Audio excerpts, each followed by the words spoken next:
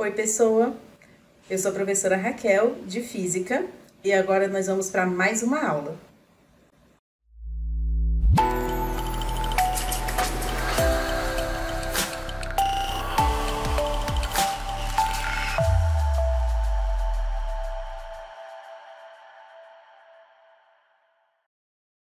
Oi, tudo bem com você?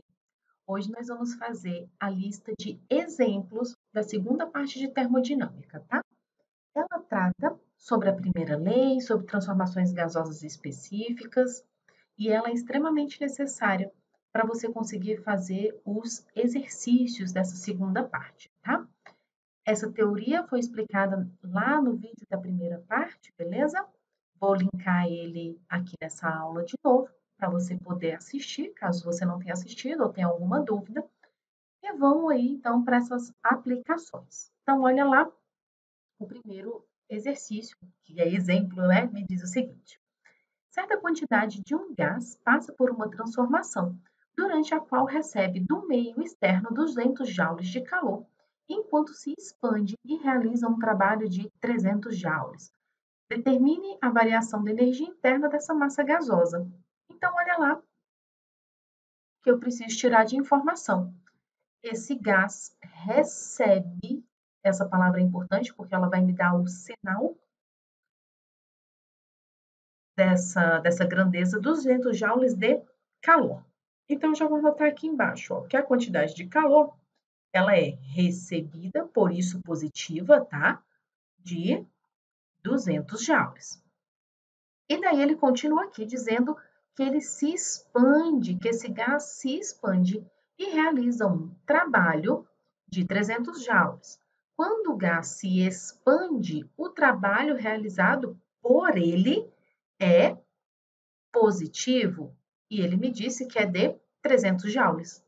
Ele me pede qual é a variação da energia interna, ou ΔU. A primeira lei da termodinâmica, que é uma consequência da conservação de energia, me diz que tudo que entra no meu sistema, que é o calor, tem que ser igual ao trabalho mais o ΔU. Esse calor, uma parte realiza trabalho, uma parte é útil, e outra parte é utilizada para variar a energia interna e, consequentemente, a temperatura, não é? Então, agora eu vou só substituir, ó, calor de 200, positivo, não é? Trabalho de 300, também positivo. ΔU que nós estamos procurando. Passei o 300 para o outro lado, subtraindo, eu tenho um ΔU de menos 100 joules, a mesma unidade da galera lá de cima. E é importante você interpretar esse sinal aqui, ó, porque um ΔU negativo, menor que zero, quer dizer que houve um resfriamento, beleza? Eu tive uma queda na temperatura, tive uma diminuição na temperatura. Beleza? Vamos em frente, então? Questão 2 diz assim: uma determinada quantidade de gás, ao ser aquecida, se expande realizando um trabalho de 42 joules, enquanto sua energia interna aumenta de 5 calorias. Determine em calorias a quantidade de calor trocada pelo gás com o meio externo. E daí ele me dá essa conversão aí de calorias em joules, não é? Então, olha lá, a primeira coisa que eu olho são as palavras que significam sinais para mim na física, não é? Então, se é aquecida, eu já espero que um ΔT seja positivo e, consequentemente, o meu ΔU também tenha sinal positivo. Ela se expande, então o meu ΔV ficou feio aí, né? O meu ΔV é positivo, consequentemente, o meu trabalho também é positivo, é uma expansão. E esse trabalho vale 42 joules. Então, eu já vou anotar aqui, ó, que o trabalho ele é positivo de 42 joules. Enquanto sua energia interna aumenta, a gente já esperava que ela aumentasse, porque ela tem sinal positivo, de 5 calorias. Então, meu ΔU vale positivo de 5 calorias. Ele me pede qual é a quantidade de calor trocada aí. Só que ele me pede em calorias. Então, esse cara aqui que está em joules, eu preciso transformar. E aí, olha essa transformação aqui comigo. Você concorda comigo que se eu multiplicasse aqui por 10 e aqui também por 10, continuaria sendo a mesma coisa? Que eu posso escrever que 10 calorias são 42 joules. Olha aqui, isso aqui então são 10 calorias, não preciso nem da calculadora, não é? E aí, como eu olho essa relação entre essas grandezas, primeiro a lei da termodinâmica, que trata da conservação. Calor, que é o que entra no meu sistema, uma parte é trabalho útil, uma parte é variação da energia interna. Então, ficou aqui, ó, trabalho de 10, variação de energia interna de 5, o meu calor é de 15 calorias, beleza? E isso significa que foi um recebimento de calor. Isso é uma máquina térmica, beleza? O calor entra no sistema, beleza? Vamos para a questão 3, então? Questão 3, ó. Uma determinada quantidade de gás ideal sofre uma transformação cíclica ABCDA mostrada no diagrama P por V abaixo. No estado A, a temperatura do gás é de 100 Kelvin. Beleza. Já está em temperatura absoluta, não precisamos fazer mais nada, não é? Determine a temperatura do gás nos estados B, C e D. E aí, a gente vai analisar transformação por transformação, beleza? Então, eu vou começar aqui com o seguinte, olha lá. Essa temperatura de 100 Kelvin, ela é no estado A. Então, eu vou do estado A, eu vou para o estado B, beleza? Vou associar esses dois estados aqui. Essa transformação aqui é uma transformação isocórica. Olha o volume sendo constante aqui, beleza? Se é uma transformação isocórica, o nosso PVT povotó, eu vou deixar ele anotado aqui, ó. PVT povotó, né? Eu escrevo povotó PVT, mas é a mesma coisa, tá? Eu vou relacionar os estados A e B primeiro, beleza? Como é uma transformação isocórica, para esse caso eu vou poder cortar os volumes. Então, vai virar piti potó, beleza? Eu vou apagar ali porque eu vou usar ele mais vezes. Então, ficou assim, ó. Pressão de A sobre a temperatura de A. Deixa eu escrever de azul, que fica mais agradável aos olhos, não é? Olha lá. Pressão de A, temperatura de A, é a mesma coisa que a pressão em B, temperatura em B, beleza?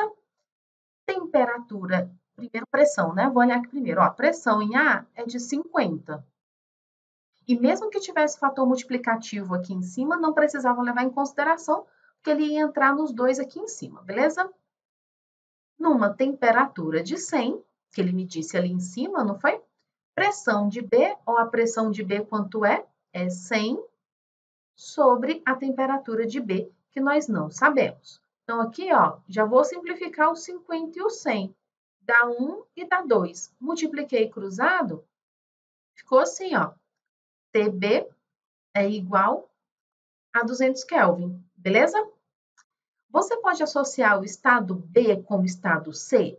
Pode. Pode associar o estado A com o estado B, com o estado C, perdão? Pode também. Eu vou fazer uma análise um pouquinho diferente com você, que é para a gente usar mais a lógica e não fazer tanta conta, tá? Isso você ganha tempo e poupa a sua energia um pouquinho na hora de uma prova, de um vestibular, alguma coisa assim. Então, olha aqui comigo. Eu vou apagar aqui em cima para a gente analisar o que aconteceu. Deixa eu anotar que esse cara aqui era a temperatura de A. Olha lá. O que aconteceu de A para B? Primeiro, é uma transformação isocórica, que a gente já tinha comentado. E na transformação isocórica, pressão e temperatura são diretamente proporcionais. Conforme a pressão aumenta, a temperatura também aumenta na mesma proporção, beleza? Então, olha lá, de A para B, a minha pressão foi multiplicada por 2. Então, a minha temperatura, que aqui em A era de 100 Kelvin, também vai ser multiplicada por 2.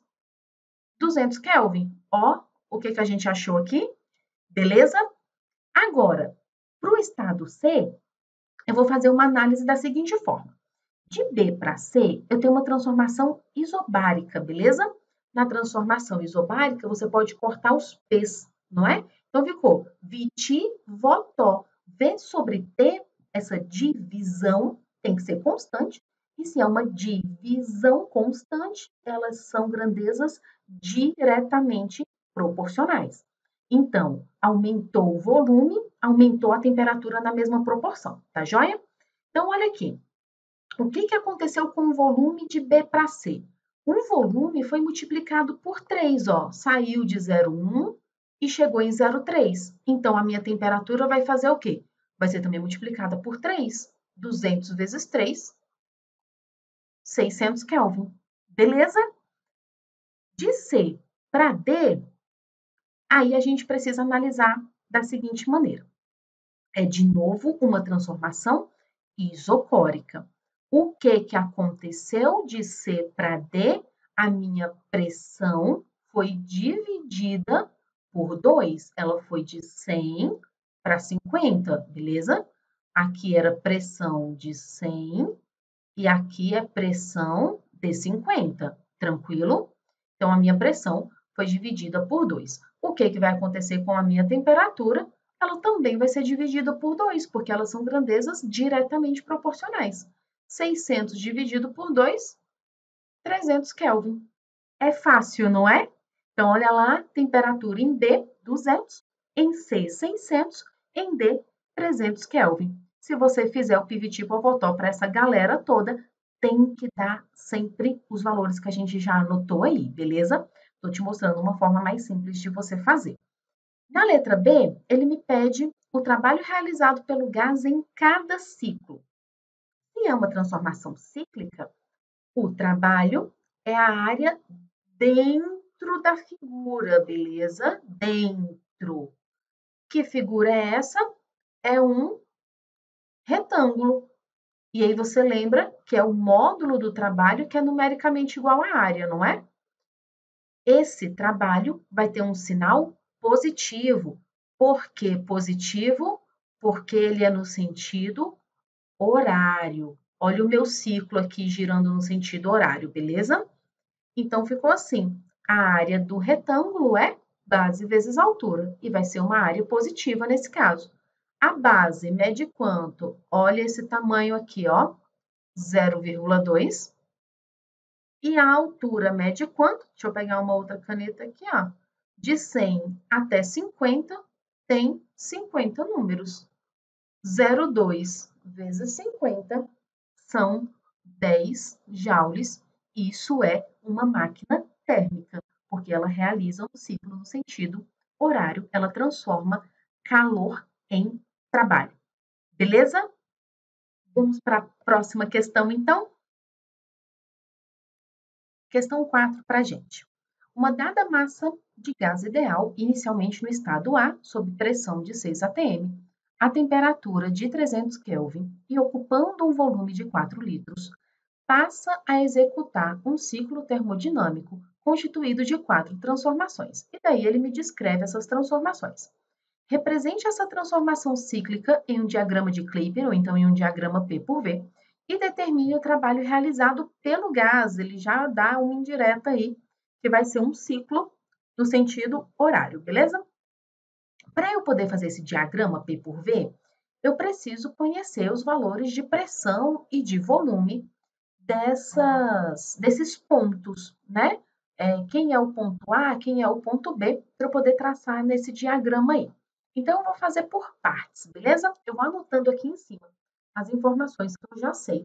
E o que eu já sei é que a pressão no estado A é de 6 atm, então eu já vou anotar aqui, ó, PA, 6 atm. A temperatura também nesse estado, 300 Kelvin, então TA, 300 Kelvin, e tem que ser em Kelvin, tem que ser temperatura absoluta, né? E ocupa um volume nesse estado A, VA, de 4 litros, beleza? E aí aqui eu vou começar a analisar a transformação de A para B. De A para B é um aquecimento isobárico, e isso aqui me diz muita coisa, porque daí, se é isobárico, a pressão é a mesma, então a pressão no ponto B também é de 6 atm, eu já posso escrever isso aqui. E eu vou aquecer até uma temperatura TB de 900 Kelvin. O nosso PVT povotol, numa transformação isobárica, ele vira só VT, então, volume e temperatura no estado A, Votol, volume e temperatura no estado B. O volume de A, a gente já anotou 4 litros, temperatura de 300 Kelvin. O volume de B, nós não sabemos, mas a temperatura de B nós sabemos, são 900. Vou simplificar aqui, ó, 300 e o 900, dá 1 e 3. Multipliquei cruzado, ficou 4 vezes 12, não é? Então, 4 vezes 3, foi mal, foi mal. Então, o volume de B são de 12 litros. VB, 12 litros e uma temperatura que ele me disse de 900 Kelvin. Beleza? Vou passar um traço aqui para eu poder separar. Você já percebeu que é bastante coisa para a gente fazer, né? Então, agora, ó, eu vou de B para C, a próxima transformação. Vai ser um resfriamento, então eu vou ter uma diminuição na temperatura, só que agora ela vai ser feita de forma isocórica, beleza? Isocórica é volume constante. Então, eu já sei que o volume de C é de 12 litros. E que ele me deu ali no enunciado, a temperatura de C é de 300 Kelvin. Então, eu preciso conhecer a pressão.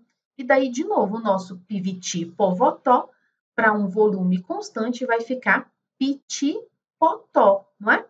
Vai ficar pressão em B, temperatura em B, é igual a pressão em C, temperatura em C. Então, ficou assim, ó. Pressão em B, 6. Temperatura em B, 900. Pressão em C, não sei. Temperatura em C, 300.